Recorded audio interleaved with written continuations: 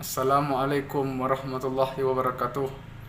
Perkenalkan, nama saya Khalilullah Anwar MH, jurusan Pendidikan Agama Islam, lokal 1C, NIM 211020103. Dosen pengampu yang terhormat Bapak Hendra Ladirman SSI MPD.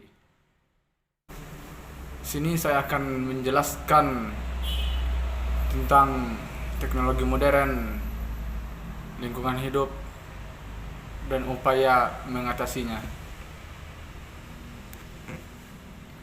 Pada tahap awal, semua kegiatan ilmu pengetahuan alam masih terbatas pada pengamatan dan pencatatan gejala-gejala alam. Selanjutnya, kegiatan itu berusaha untuk memberikan dan menjelaskan cara berlangsungnya gejala-gejala alam tersebut, tetapi masih bersifat kualitatif. Dengan kata lain, ilmu pengetahuan alam masih bersifat deskriptif dan kuantitatif. Pernyataan secara kuantitatif ini pada awalnya cukup memadai, tetapi karena kurang cermat dan eksak, pernyataan ini sering menyesatkan. Pada tahap berikutnya, sejalan dengan perkembangan matematika, kegiatan ilmu pengetahuan alam lebih bersifat simulatif dan kuantitatif. Dengan demikian, pernyataan-pernyataan menjadi lebih seksama dan lebih eksak sehingga lebih mendekati kebenaran. Di samping itu, kegiatan ilmu pengetahuan alam yang menggunakan metode ilmu yang antara lain bersifat terbuka untuk diuji kebenarannya menjadi ilmu pengetahuan alam bersifat dinamis.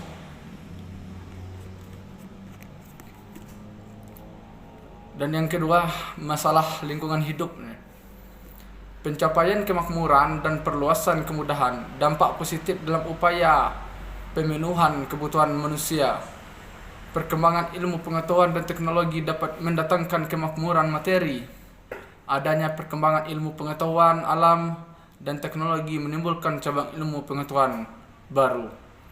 Antara lain, teknik modern yang terdiri dari teknik penerbangan, teknik kimia, teknik sipil, teknik nuklir, teknik listrik, teknik mekanik, teknologi hujan, teknologi hutan, teknologi gedung, metalurgi, teknologi transportasi, dan lain-lain. Dengan menggunakan cabang-cabang ilmu pengetahuan baru tersebut, kita dapat memperoleh hasil. Misalnya, penggunaan teknik kimia, orang dapat mendirikan industri kimia dasar yang dapat menghasilkan bahan-bahan dasar untuk keperluan industri lain. Penggunaan teknik nuklir, orang biasa membuat reaktor nuklir yang dapat menghasilkan zat-zat radioaktif, di mana zat ini dapat dimanfaatkan untuk maksud-maksud damai. Misalnya untuk keperluan bidang kesehatan, di bidang pertanian untuk memperbaiki bibit. Misalnya untuk keperluan bidang kesehatan, di bidang pertanian untuk memperbaiki bibit, sehingga diperoleh bibit unggul untuk mendapatkan energi tertinggi dan lain-lain. Penggunaan teknik mekanik, dengan ilmu tersebut manusia dapat membuat desain dan pembuatan bermacam-macam mesin, dari instrumen yang sangat halus sampai lokomotif dan mesin-mesin yang sangat kompleks.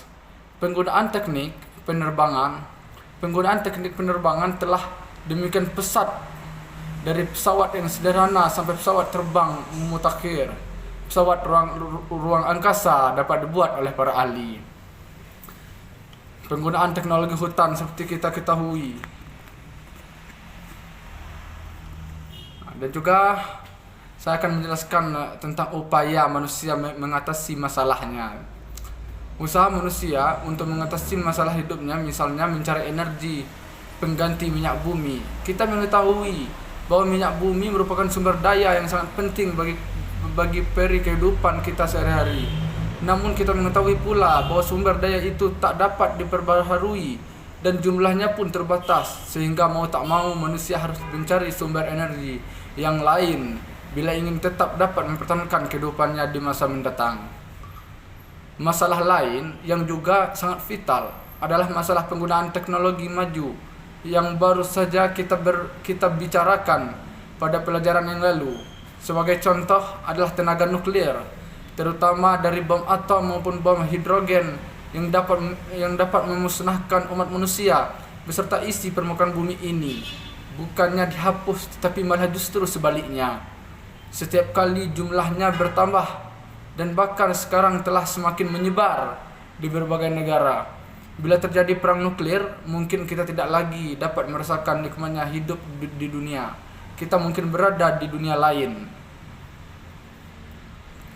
Upaya manusia pada akhirnya dalam masa mendatang mencari sumber daya energi non-konvensional. Baik, sekian penjelasan dari saya tentang teknologi modern, lingkungan hidup, serta upaya mengatasinya. Lebih dan kurang, mohon maaf. Assalamualaikum warahmatullahi wabarakatuh.